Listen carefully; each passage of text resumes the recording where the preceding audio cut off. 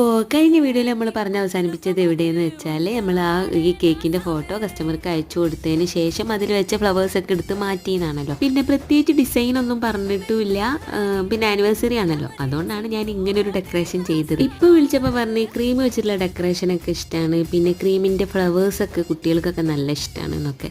എന്നാലും കുഴപ്പമില്ല, ഇത് മതി, ഇത് ഇഷ്ടമായി എന്നൊക്കെ പറഞ്ഞു.